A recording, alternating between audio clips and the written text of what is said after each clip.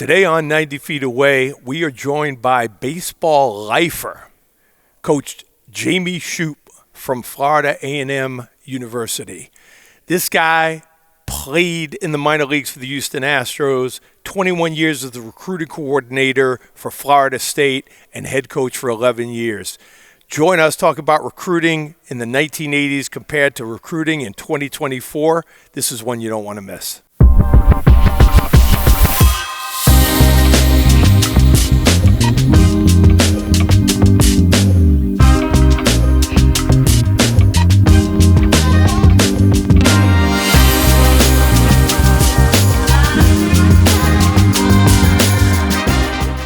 Welcome back to 90 Feet Away. Today we are joined by Division I head coach at FA&MU, longtime player coach Jamey Shouppe. Jamey, Coach Shouppe, thanks for being with us today. Pleasure to be here, Eric. I've been looking forward to this. We are different than a lot of podcasts, Coach.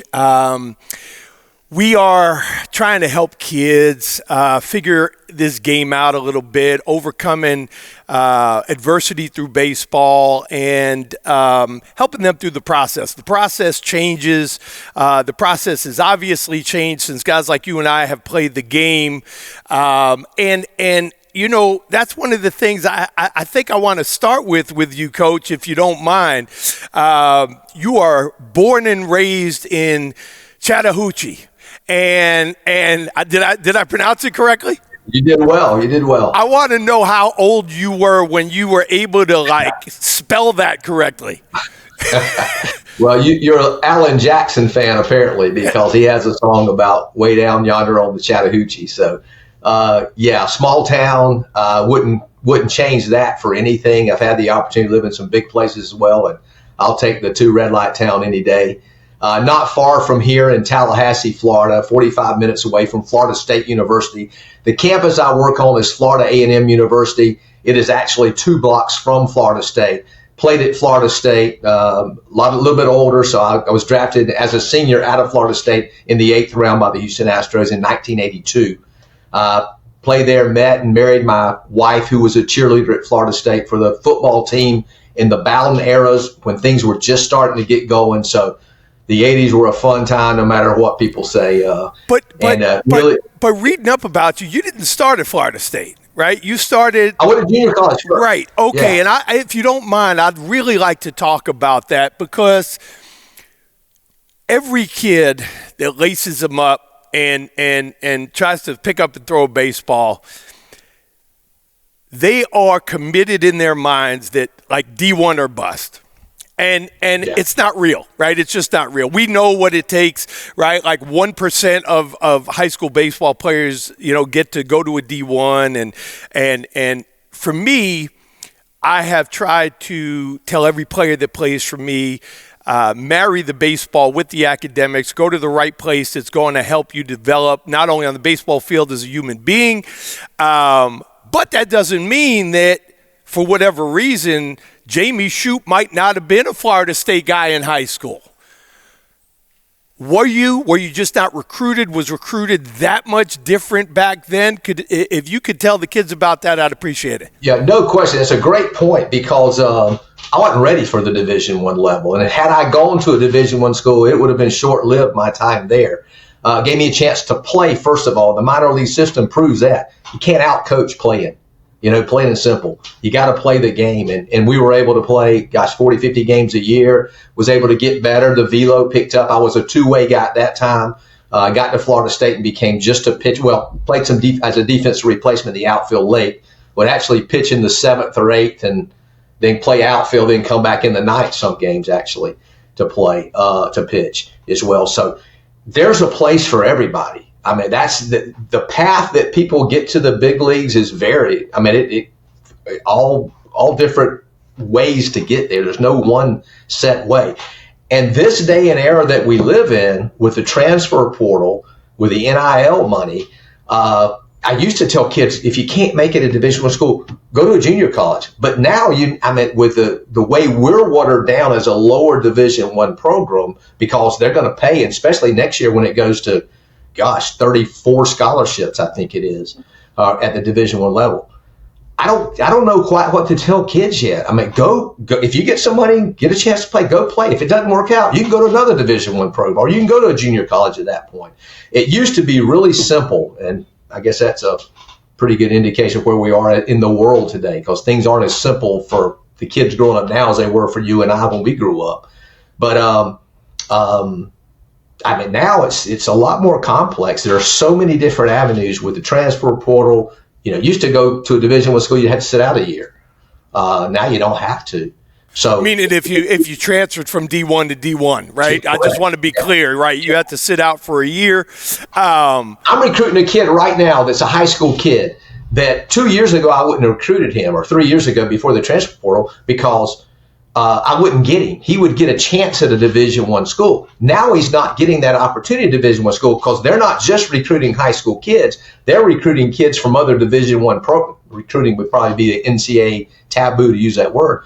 But there's kids from other Division I programs that may be at another Division I program the following year. So their recruiting pool at the Division I level, the ultimate level, especially the Power 5 level, has increased, whereas ours has maybe decreased a little, well, increased, because now we can go get some high school kids that we used to not get, because they're not going to get the opportunity to go to D1. And if they don't like it here, or they play really well here, then they get a chance to move up and play at a higher Division level. So that's a real interesting point. And that's where I wanted to kind of head, was you didn't realize it at the time, but Wallace College was a resume builder for you.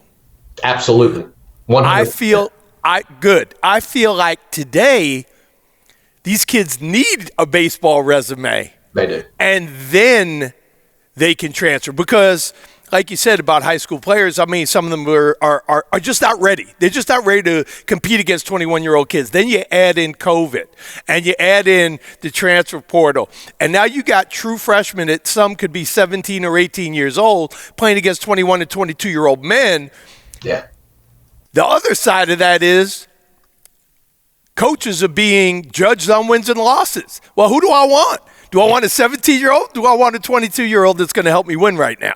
Yeah, and you know, analytics play a lot into it now too. Even at our level, not only do you get there and you get experience and you start building a resume, as you call it, but you put up some numbers. You put up some numbers. Coaches look at numbers now more than they ever looked at numbers. Used to be we'd go see guys play.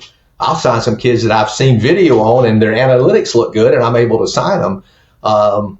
But that has changed as well for especially for the division, the higher, the upper echelon, the Power 5 Division I programs. They're now looking at numbers from where they played at and how that translates. Our best hitter, for instance, we brought in a kid 2 years ago that set a school record for home runs in a season. Only 17, but still 17 was a pretty good amount of home runs. He's now in another Division I school. Set a record here. We took a chance on him, didn't get a chance. He actually went to another college before he went to junior college and went to another Division I school, didn't get to play, getting the opportunity to play there, came to us, played 2 years from us, hit, 30 home runs in 2 years, and now he's at a big-time Division I program. So it's not there are so many directions I can take this, and the first one I want to get into, I honestly tell you, I feel bad for you. How do you coach, right? It used to be, right, Eric Holtz is committing to coach Shouppe for 4 years. I am yours for 4 years. You know I'm going to be with you for 4 years. You can take time. You can develop me. You can do whatever you want with me. Now, you don't know year to year, season to season, what are you doing to prepare for that stuff, Coach? Okay, I'm not in a big time Division I programs. I'm in a smaller, an HBCU, historical black college and university. Yes. Love it here. We don't have the pressure that they have where they're signing coaches are signing $1 million contracts. But you fail to look at it this way. Coaches have always been able to do this. They've been able to build a resume, as you said, and go from one Division I school to a bigger one and to another one, as long as they keep putting up the wins. So now the players are getting to do the same thing. So you can't really feel sorry for the coaches when they were granted the opportunity that the kids are now getting. So I don't feel sorry for them. Here's the thing as a coach, you adapt. You know that as a baseball player. You wouldn't have played as long as you could if you didn't have MTA. A friend of mine, Shouppe Baker at Florida State, used to use that term all the time. MTA, make the adjustment. You got to do it as a player to keep moving up. You got to do it as a coach. You got to do whatever the system is. Figure out your style of working within that system. I'm not talking about me and you as older guys or me and you as coaches. I'm talking about players. Whatever the system is, game the system, man. Somebody is. Let it work to your advantage. Deion Sanders does a great job with that at Colorado right now. Let it work for your advantage, whatever that is. No.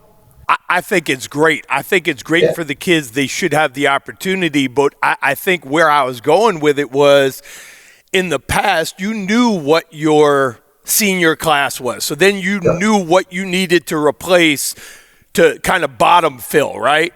Right. Now that's at any. No, I still do, because I know if I have a guy that sets a school record of home runs, he's probably not going to be with me next year. So I still know that. I mean, it's a system. We gotta be smart enough to understand what the system is, and again, game the system. I had somebody set to play the position this kid was playing before the kid left because I knew he was gone. You know, and I talk to kids. I got a catcher right now we're in the same city as Florida State. He's the best catcher in this city, and he's at Florida A&M University. And I told him, I said, hey, don't blindside me to next season. I'll help you with the process because I've coached at the Division. I've been to 10 College World Series as a coach. I've been to that level. I can help you in the process. Just don't blindside me. And so I'm making plans now. We've got a pretty good backup catcher in right now. I'm making plans because I'm probably not going to have him next year. I mean, the guy went to another league this summer and led him in hitting and led him in stolen bases, and he's not going to be with me next year. Put it this way, I'm smart not to plan for him to be with me next year. No, I get it. But again, that's just, the product of the last few years, right? Post-COVID and all this, the portal. I have a bunch of kids that play in the NECBL and the Cape Cod League. Sure. What I will tell you is up until, not this summer 2023, the only people that came to those games, obviously other than fans, were scouts. Sure. Now there are college coaches. There are head coaches at those games for this reason. It was the craziest thing to see. Yeah, it's a system now. They have to keep their job and to keep their job, to keep winning, same thing, then they have to get the better players. And again, it's not an equal playing field. Florida State may not have the money in the NIL pool that Florida has or that University of Miami has. So they got to go to the boosters now. Now they're raising money as well, more so than they ever have, because they're not raising money for the program. They're raising money for the kids, which in essence is the program. So you know what? I did it for 21 years at Florida State as a coach, 2 as a player, 21 as a coach. I'm kind of glad I'm where I'm at right now because as an older guy, I mean, the money looks good, but there's a lot that goes with it. I mean, you earn that money. Sure. And, there's pressure. You better win. It's a tough profession right now for coaches. But the same thing, it's the same world they lived in for years because coaches have always put themselves in a position to move up, and the players are able to do the same thing now. Right. Like I said, I mean, good for them. They deserve it. Absolutely. As we know, baseball does not create as much revenue as football and basketball, which is why it's taken this long, right, for the 34 scholarships to take place. The other question I had for you, just because we're similar in age, I want to get your take on this because I'm really on both sides of the fence. I hate analytics. Yeah. I hate analytics because I need to look in your eye. I need to know if you want the baseball in the ninth inning. I need to know if you want to be in the batter's box down 1 with 2 outs and a runner on third base. And I don't care what level I've coached. There are certain guys that want to be there. There are certain guys that just don't want it. This is why I could care less about exit velo. It's like anything else. If there's an analytic, there's a way to beat it, right? I know for a fact I've seen kids go to these showcases and hit off a tee, and they'll never take their bat out of a bag if they're swinging at 33-30. They'll take something they used in Little League that's like 28, drop 5 to see how hard they can or how quick. Man, I hate it. when I tell kids all the time that I grew up with a phone in my home rather than a cell phone, or we had to dial the number I'm at, and I'm with you. It's an age thing. I'm sure the technology that we grew up with was certainly different than all the technology the kids grew up today. I kind of like a mix a little bit. I kind of like to know the percentages on where a guy's going to hit the ball. There's a good balance there that you take. I think some people go overboard. I recruited and coached Kevin Cash, the manager of the Rays. He's big time into analytics. I sat there. Eduardo Perez played at Florida State. He's a good friend. I was talking to him because they did a show that I think they were the first. Eduardo Perez was the first guy to do a show where they talked analytics during the course of the baseball game. And it was, kind of like what they do with football with the two Manning boys. But they show the analytics of a guy, the percentages. So there's some value in it without question. That's why we have Synergy now. That's why we have other devices. And we certainly use that. But you're right. There's something. And I think any coach, I've gone to the mound before and said, how you feel, man? How you feel? You ready to get this guy? Because I wanted this guy to get this guy. And I looked in his eyes and I'm like, he ain't getting this guy. And so I'd say, how you feel, man? Coach, I feel great. I look him in the eye and I'm like, good. Give me my right-hander out of the pitch. Because, we've all seen it, But that's the problem to me with baseball. That's the thing I don't like about it. Where scouting is going with baseball has none of that. It's younger guys that are tech guys that have no background knowledge of baseball. That's what I don't like about the analytics and where we're headed with analytics. If a baseball guy's making those decisions based on numbers and based on what you and I like to do is look at a guy and see where his heart is, see where his eyes are, see where his mind is, different story. But right now, the direction with too many clubs is going with guys that, there's some great college and professional baseball scouts out there that know baseball. They can look at the analytics, but they also know kids and they know people because we're in the people job, as a coach. I want to know I speak to my kids every day, Eric. I have 5 minutes on my practice plan that we talk to the guys because we have kids that don't come from all the advantages that some other kids come from. And the reason I talk with them is because I want to know where my heart is. Because you know how it is, coaching with players, you're right. I don't want to be here and I don't want my players to be here. I want to be right there with them.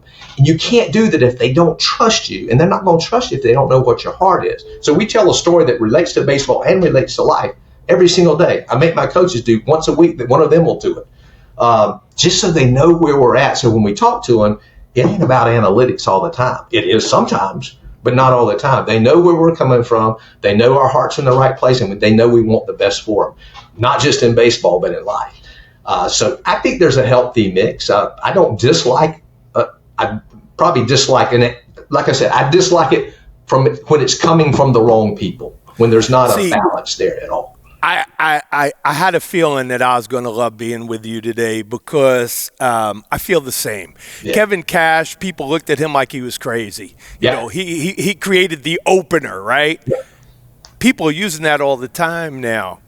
Kevin is a baseball guy. He started out with the foundation of being a baseball guy. He is not a tech nerd. A baseball nerd. I was going to use the same word. That has never put on a pair of stirrup socks and got dirt on his pants, and you're going to go out there and tell him to go talk about a matchup. Yeah.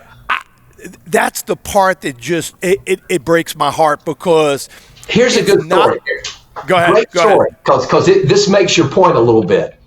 Kevin Cash was not a catcher. He played catcher in pro ball. He was a third baseman for us at Florida State.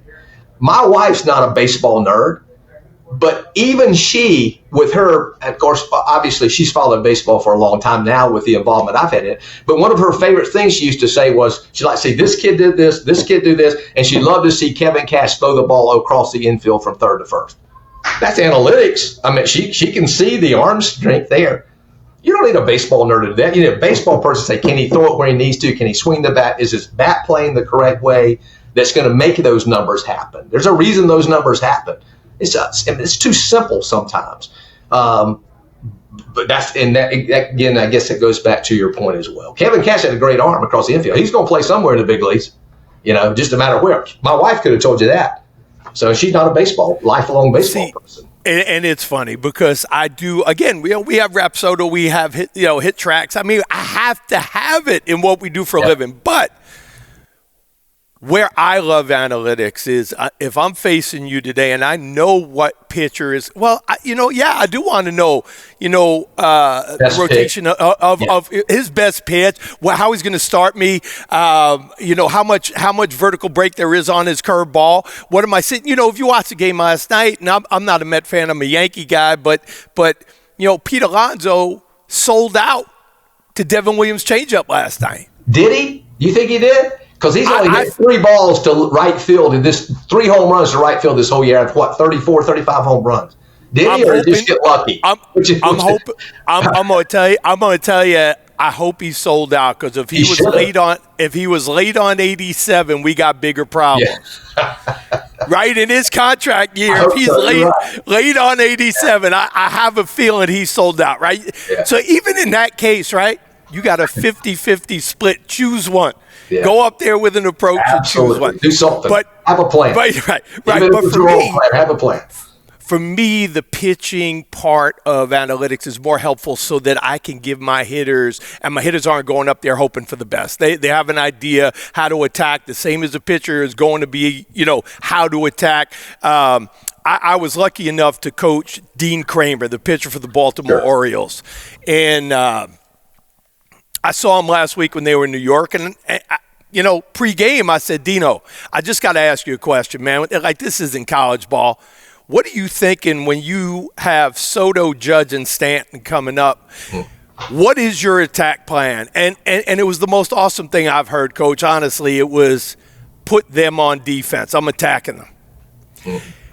You're not talking about analytics there. You're talking about mindset.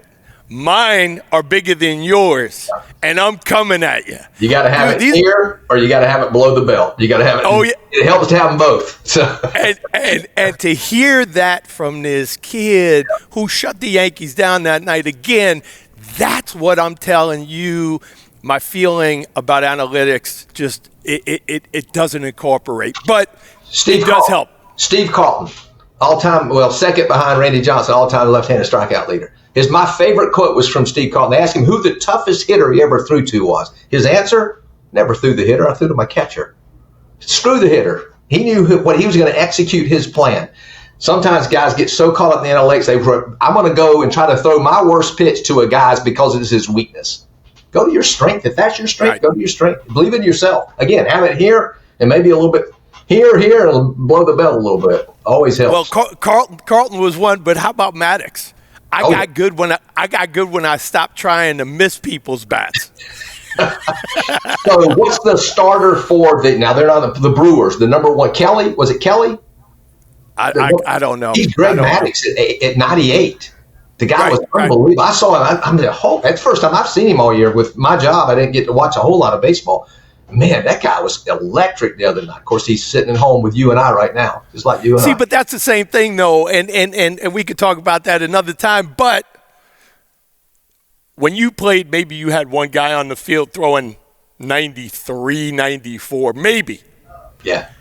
Everybody is 97 and above right now, which is, the whole world has changed. I said that to my wife the other day. I said, every team now has 4 Nolan Rhynes. And I played with Nolan. Yeah. Everybody has 4. Just incredible. Or 5. It is crazy. I was a closer in pro ball, and I topped tail at 91, 92. And I was a left-handed. I was a closer. I was supposed to take Joe Sambito's place at 91. This is what I'm saying, right? Like growing up, my guy was Goose Gossage, right? Like I said, I was a Yankee guy. Yeah. Goose was like 93, 94, and he was like special. You know what I mean? It's just wild. My favorite guy was the same team, Louisiana Lightning. Same team. Okay. Yeah. Okay. Yeah. Big injury guy. Yeah. Okay. So let me take a step back for a second. You finish your career. You're involved with Florida State, both as a pitching coach and the recruiting coordinator for 21 years. Why? I guess where I want to go is, what did you get out of that? Why did you want to, as you said, move 2 blocks over and pursue A&M? You know what? That was not my choice. I got let go at Florida State after 21 years. The reasons we won't go into on this show. But there were reasons. There always are. My story is always different than somebody else's story, so we won't get into that. But I was out of baseball for a year, and FA&MU reached out to me. Job came up, and I applied for it and reached out to me. My wife, we moved up to Georgia. My wife wanted to move back home. It was a perfect fit, and this program was bad. We were 7 wins, 7-45 the year before I got here, 7-46 a year before that. It won 14 games in 2 years. We won 28 our first year here. Simply by having coaches that could coach, by loving on our players a little bit because they were beat up, and by teaching baseball, plain and simple. And we were able to take the win total from 2 years and double it in 1 year. So A&M made you the first full-time correct head coach at the school. Isn't that kind of crazy? That a Division I don't care if it's lower level, that a Division I school was using a part-time head coach at that level? Yeah. Well, they had full-time coaches before, just not since they've been Division I, I guess. They'd had it before. But, I guess they figured with me they couldn't go any worse if they only had won 7 games a year before they hired me. So, no, we just it's a job I wanted, to be honest with you. I came in and sold myself for the job, that we would turn the program around. We were fortunate to be able to do that. We've been to 3 NCAA regional tournaments. There's only been 3 in the history of school, and we've done all 3 of them as a coaching staff. But it ain't just me. It's getting the kids to buy into what we're trying to do and having great coaches around me as well. We've been very and for people that don't know this, it's not an easy school to get into. It's not one of these schools where, if you're breathing, you're walking in. There's only absolutely. like a 20 or 21% acceptance rate at your college. We fuss about it. We feel like we're trying to be Harvard of the South sometimes. I mean, it's the standards are not easy to get in. No. So, that's going to lead me to my next question, because my background is, just to briefly, my dad passed when I was 11 years old, and I have an older brother who is really incredibly bright. I was learning disabled, a little ADD. I went to the only junior college that I applied to. When I was when I married my wife, best move I ever made, pregnant with our first son, she said, "Honey, I think you're great at everything. Can we never discuss what you did in school? Let me handle that, and you handle everything else." And it worked out. It worked out, Coach, because my older son played at Bucknell. My daughter played at NYU. My younger guy played at Columbia. So, I just stayed out. I stayed away. There you go. Smart. Oh, yeah. Didn't take any analytics to figure that out, did it? None at all, man. Just I'll stay out of the room. So when you're recruiting, knowing that only 1 in 5 kids that apply to my school, is going to be able to get here. Never mind the baseball. Let's assume we love the baseball player. Now we are kind of worried. I'm going to use the term worried. Can I get him into school? One of the things that I do as a coach is when we go to these showcase tournaments, I'll give kind of a roster, and the roster literally has SAT, ACT, GPA, all the information. So, once a coach comes up to me and says, "Hey, Coach Holtz, tell me about this kid," I'm not saying the coach is doing a pre-read, but he has an idea of whether the kid can get in or not. How difficult is that process for you down there? So the first thing is to make sure that the kids understand that at an early age. And every chance I get when I'm speaking to groups and stuff, there's no more Barry Bonds getting in no matter, just because of his talents. You gotta be a good student to get in, and that starts in the 9th and 10th grade. That doesn't start because that's when the records are kept, and kids need to understand that. I think we as the coaching community doing a better job of getting that message out to kids, because it starts early. So it's important for us to say, you got to start now. You can't. So the earlier we can target these kids, especially the ones we want, the better off we're going to be. Because you said, how do you tell a kid that? You don't. They're not getting in. It's just that simple. And that going forward. I'm not going to recruit a kid with a 2.4 GPA, high school GPA. I'm not going to recruit him. I can't. I'm not going to get him in, and there's not enough dedication there to him being the best he can be at whatever he does to play for us in a program. So, they've got to be a 3.0 or better student before we can even consider them. They need to know that. They know that early enough, then it kind of solves itself. I'm going to go back to your story, though. Thanksgiving, I have 3 kids as well. My youngest is 30. My oldest is 36. They're 2 boys, and then I got a daughter in the middle. They're all in the medical profession. My wife's a nurse. I sit down at Thanksgiving, and they're talking something. I don't really understand what they're talking. So I'm watching football the whole time, and it's just going over my head the whole time. So I'm with you. I get it. 100%. Same. Boy, girl, boy, lawyer, pediatric oncology nurse, mental health field. Right? I'm watching football with you. We can FaceTime this Thanksgiving, brother. Thanksgiving. All right. After we get past the academics, I can get him into my school. Yeah. Tell me what you're looking for in the kid. Because you understand, your eyes work, right? You've seen the kid play. Character. Absolutely. Parent involvement. Sure. Right? This is stuff I preach all the time, right? Like coaches are not just recruiting kids. They're recruiting parents. They're recruiting the least amount of drama that they know they're going to be dealing with for 4 years. What kind of teammate are you? If you could spend a few minutes giving the audience what Coach Shouppe is looking for, I'd be grateful. Great recruiting story. The best player that I ever had, not just on the baseball ability, but just the attitude, because attitude is king with anything you do. If your attitude's right, you got a chance. If it isn't, you got no chance. Plain and simple. So, best attitude I ever had. I recruit this kid, and I'll say his name. He's playing on either the Savannah Bananas now or one of the teams that plays, the Firecrackers or whatever. His name's Ty Jackson. I went to see Ty Jackson at a junior college. And when I was walking into the game, the coach from the other team was walking by me, going to the batting cages. And I'm like, hey, man, tell me about Blake Williams. I said, Blake, tell me about Ty Jackson. He said, you're recruiting Ty Jackson? I said, yeah, I am. He said, I hate that son of a. I'm like, really? He said, yeah, sign him.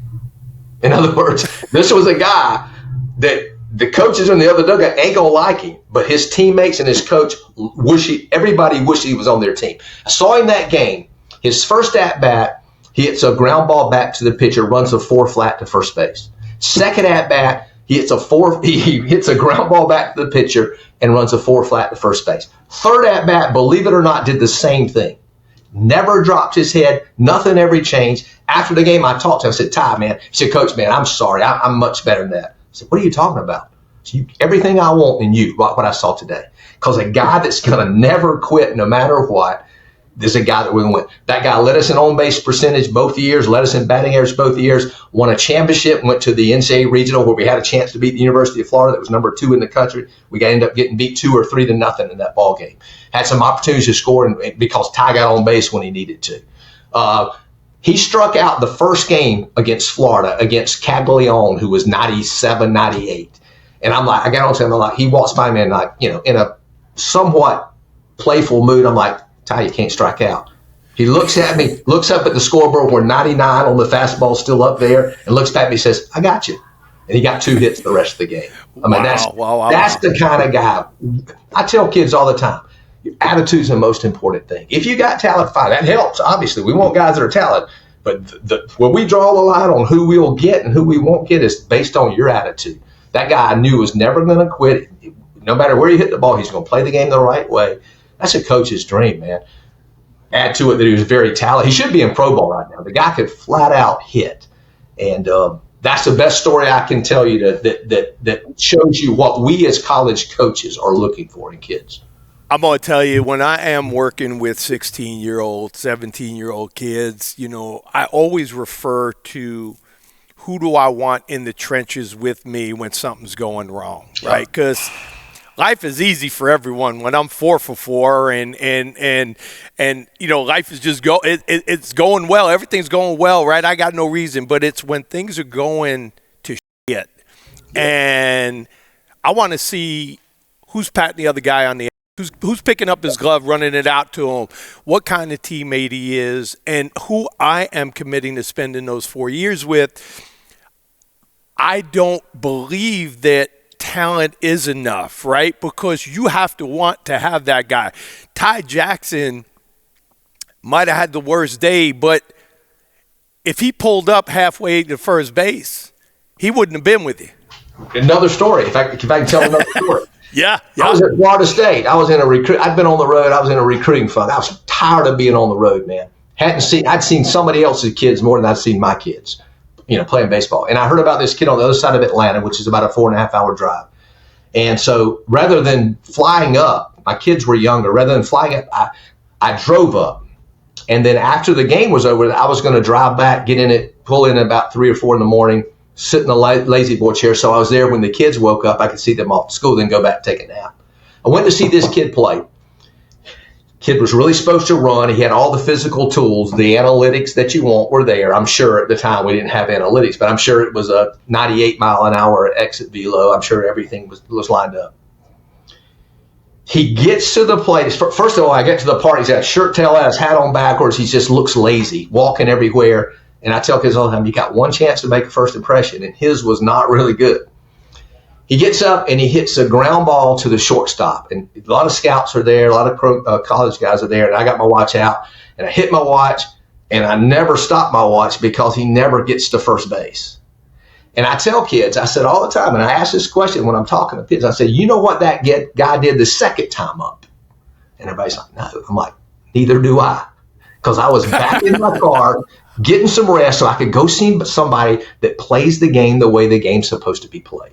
And if you do it that way, then you ain't got to worry about when somebody does show up to see you play. And when you and I played, Eric, there weren't many people watching college baseball games and high school baseball games. You can't hide now, man. They're going to see you on your best days and going to see you on your worst days. And they shouldn't be able to tell the difference based on what your attitude is and the way you carry yourself.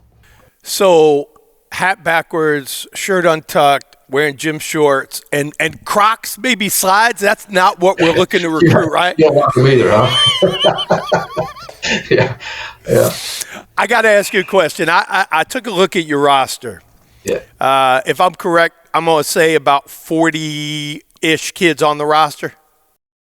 Yes, we have 36 this year, I believe. Yes. Of the limit's 40 this year. I thought it was 40. It is 40 this year. The limit's 40. The limit is 40. So of the 40, 36 of those were Florida, Georgia, I'm going to say Kentucky. There was one kid I saw from Baldwin, New York. There was a couple kids from Kansas, maybe a pitcher from Wyoming. Yeah. Why? Are you recruiting? Are they attracted to you and your program? I got to play for Coach Shouppe.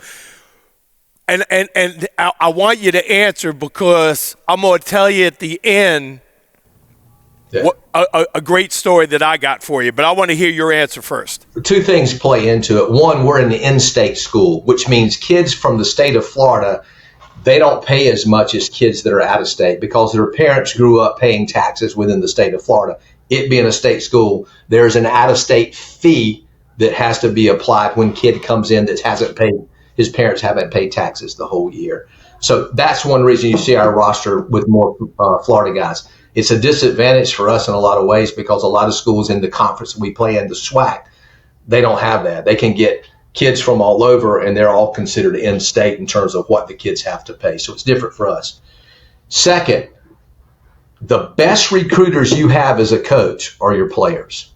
When they go off to summer ball and a kid's not happy with their situation and they hear from your kid that says, hey, man, I love my coaches. Because when I put my head on the pillow, the worst thing that I can do, the only way I'm not going to sleep is to know that I didn't do what I should have done with a kid to make sure that he had a good experience. That don't mean he's got to play every inning, but it's our job. I can't understand. I can't fathom that somebody would leave our program and say, man, I hated it there. I hated coach. He didn't care about me. That's not what, especially at this level. Maybe should it be? I mean, it can be done better, I think. So, yeah, the best recruiters we have are our players, the guys that go off and talk to other kids about. And we've been fortunate because they are your best recruiters sometimes. they can go off to the leagues this summer, the Valley League, and bring back good players from other programs that want to play for us. So is that how you get kids from Kansas or Wyoming? They're in summer ball somewhere, yeah. Yeah, so that's okay. That's great to know. Actually, the kid from Wyoming was it's not Wisconsin. Wisconsin. My bad. Wisconsin is I got him from Eduardo Perez, who is ESPN baseball guy and played at Florida State. Was the first round. Tony Perez son. He's actually up for the Cincinnati Reds job if they haven't hired somebody yet. I know it's him and another local guy, David Ross. They got Francona. They did get Francona. Francona came out of retirement. Gotcha. Wow. Yeah. So, yeah. But Eduardo Perez, I knew he's been a lifelong, since he's been at Florida State, a friend, and he said, you need to get this kid. So the story I was going to hit you with was, we live in an area in the Northeast in New York where, very close by. We're 20 minutes from Connecticut, the other direction, 20, 30 minutes from New Jersey. And you get these kids that, they're born and raised up here and they'll spend mommy and daddy's money and they'll go down to, Florida, FSU, Vanderbilt, UNC for camps. Okay. Sure. And for me, within 1 hour of right here where we're sitting, you got Hofstra, St. John's, Marist, Manhattan, UConn. D2, you got Pace and Adelphi, and D3, you got Manhattanville and St. Vincent. Within an hour, there's got to be 20, 25 schools that are regional. If they don't know who you are in your backyard, why am I going to a Youth Florida camp? Yeah, absolutely. It's a good question. Yeah. So, people either love me or they hate me. And they hate me for the same reason other people love me. I'm straight up, right? I'm going to tell you the truth. Your kid is this, your kid is that, your kid needs to work on this, or your kid just cannot, it's time for him to pick up tennis. Baseball is just not for him. But that's the hardest part of, what we're doing is trying to match kids. And like you said, there's somewhere for everyone as long as they're realistic with who they are. Going back to the analytics, do your eyes work? Do your parents' eyes work? Your coach's eyes definitely work. Yeah. See, I have a policy, Eric. I have a policy that I give parents my number. When I'm playing with a kid, when I have a kid playing for me, he is their most precious commodity.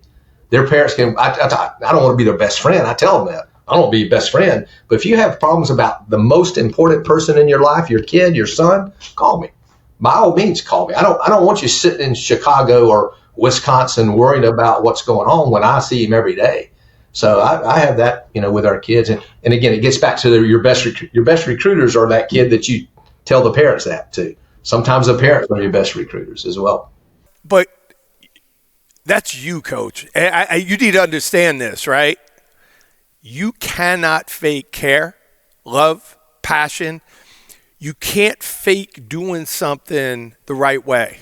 Yeah. And caring about your kids is what makes you who you are. And these are kids that are going to love you forever, not just for now, not just for the 3 or 4 years. These are kids that know you're invested in them. Right. What I'm talking about is the parents who are waiting by the dugout at the end of the game to make sure little Johnny had enough to drink. Exactly. Or he's had a long day. He played 2 games today. He played 2 7-inning games today. Let me go carry his equipment for him. That was more where I was going. When we weren't getting water, we were getting salt tablets. If you played in that era, we didn't even have water. It was taboo to drink water in the course of the game for us. Not smart, I get it, but still, we didn't have water. I remember football practice. We'd have one water break. I'd put icy hot on the back of my mouthpiece to keep my mouth moist during the course of a practice and a game. Now, it's different. This is a different world. Kids are different. But again, I don't ever blame a parent for loving their kids. They maybe love them too much. Maybe it's not healthy for them, but they're probably not going to play. Those kids probably aren't going to make it anyway. So that's that's number one. But number two, on the flip side of that, there's a reason that a lot of companies and corporations look for athletes Absolutely. and ex-military, right? Because they will not give up. They're not going to take no for an answer. They're going to keep fighting. Yeah. My kids didn't have that problem of parents carrying their gear for them and stuff. I can promise you that. My wife's a little bitty 5'2" girl, and she couldn't stand the sign at Florida State football practice. She was a cheerleader for Bobby Bowden's teams back then that said enthusiasm. She says, "Why don't we just say win? Everybody's going to be enthusiastic when they win. Just get to the, So that's what she used to kiss me goodbye when we play our rivals and say win or don't come home. So, I get it, man. I get it. I love it. Yeah. My kids didn't have that problem, but they're like yours. They're all successful. They're successful because they all played sports. We had one that played Division I baseball. We had the other two were high school, good athletes in high school. Even my daughter was a very good soccer player in high school. But they're successful in life. And that's what our job is to equip them with. And I get it, though. The coaches that are at the Florida States, that's a tough job, man. There's so much expected. There's so many areas for me, the key, and I always had this at Florida State when I was recruiting, is to have a system. It may not be the system that works for everybody else, but that system's got to work for you. Gosh, there's so many variances of that now. There's so many. Again, the best advice for your kids that you work with is play the game the right way. Somebody is going to see you. Word of mouth they should never say he didn't play. Ty Jackson, the guy I went back to, he was mad at me because he came to the field one day with 102 fever with strep throat. And he's like, "Coach, I'm just going to sit here until BP's over, then I'm going to play." I'm like, "Ty, go home." He said, "Coach," I said, "That wasn't a question. That was a statement. You're going home and getting in the bed." It was against our rivals. It was a huge series for us, but he wasn't going to play. But you couldn't have told him that. Again, winning's not everything, but wanting to is. We've all heard that before. Winning's not everything, but I want guys that want to win. I want guys that want to be successful. And winning's not just on the baseball field, man. I want to be successful around the school, around campus. We had the last, 4-5 years, we've had 3.0 teams every semester here. And it's, that's just because you want to. College is not hard. It's just a matter of time management. We know that. You and I, hey, we made it through college, right? Well, yeah, I don't want to talk about mine, but yeah. Let's go down that road. 3-0. So you're coaching student athletes now because your program is not 7-45. You are above 500 every year. You're making it to the playoffs. You're making it to series. Those are the things that, like I said, that works off you. Yeah. It's who you're recruiting. It's how you care about the kids. It's showing them that you care about them. What comes next for Coach Shouppe? I mean, I know you're not 35 anymore, but how much longer you want to do this, Coach? I got 4 more years. Yeah, I'm hanging it up at 67. Yeah. Okay. So, okay. Got 4 more years. I'm hanging up. I'd like to be here those 4 years, but you never know what people decide. Take something back you said though. We don't have a winning year every year. Now we're very good in conference because 2 things happen with our lack of budget, with lack of what we're able to do recruiting wise, scholarship wise, and all. The only thing that matters for us is conference games. So, and we play a 3 years ago, our out-of-conference schedule was ranked 5th toughest in college baseball. 5th, FA&MU at 5th. So we're going to go to the good venues, to Auburn, to Florida, SEC venues, Miami. We've been to Miami before, to let our kids see what that level is like, because that's who we're going to face if we make it to an NCAA regional. We're going to be in those venues, playing those teams, having to beat those teams if we ever get lucky enough to win a ball game in a regional. But no, we don't. When we tell our kids, you're going to get one of the toughest schedules in the country. As I said 3 years ago, the 5th toughest non-conference schedule in the country by coming here. So you're going to get better because you're going to be playing, and our numbers hurt sometimes, suffer sometimes, because we ain't seeing 95, 98 in the league. But if we go play an SEC team, we're probably seeing it from 3 or 4 guys. Sure. So yeah, we don't. We were 22-8 last year in the conference. Didn't win the conference tournament, which kept us from going to NCAA regional tournament. But that's a pretty good conference record. Florida beat us. I don't think we won but 3 or 4 out of conference games because we're playing Troy. Troy's a good program. There's especially here in the South, there's some small programs. Troy was one win, one bad throw from beating Alabama and going to a super regional 2 years ago. We play Ball State. Ball State's a good program. They come down and play us. We play a very tough schedule. So, and it's all by design. All we're trying to do is get ready for conference. That's all we're trying to do. Midweek games during conference schedule, we're playing a tough team and we're not throwing our best pitchers. So their chances of us winning are not good. But our hitters see that, and the other guys get a chance to inflates our numbers a little bit on the bad side, decreases on the good side. But in terms of maturity and what I want to see our guys go through, it works for us. So I just want to leave with this. Even at this level, I want the audience to hear it's not about always feeling good about yourself. It's about challenging myself and challenging my team to prepare us for down the road to be successful together. Some of the parents will ask me why we enter the tournaments we enter. Why are we playing these ranked teams? Well, if you want to be the best, you got to beat the best, or at least compete with the best. Absolutely. And again, I think that may be a little bit of old school thinking. Again, I told you, my son played at Bucknell and Columbia, but they'd go down to play Louisville in Florida, and they'd just get whooped on because it's the first time out of the snow. And I would say to the guy, me being me, I'd have to ask the coaches at some point, why are you doing this? Well, it's good for my recruiting. Yeah, but it's not good for the kids' batting average, the kids' ERA, and then therefore the kids' confidence. Yes, I understand getting them ready for Ivy League play or Patriot League play, but man. So you do like analytics. So now you're talking that. I'm talking about confidence and the kids' confidence when they see a 27 ERA or an 070 batting average after, going 1 for 12, playing Fresno State or something like that.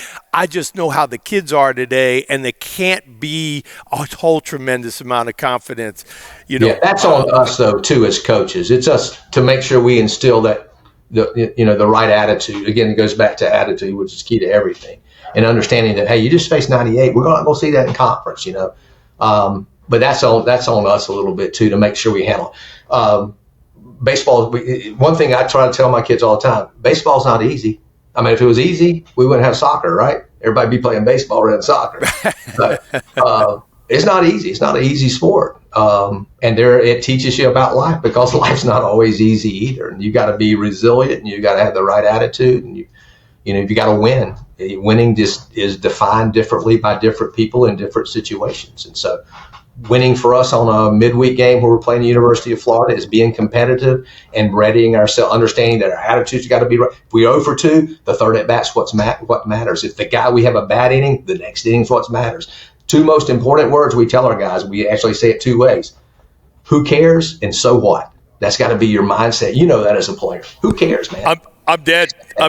So I added something to that, and you can use it if you want it. So what, now what? I love it. I do love it.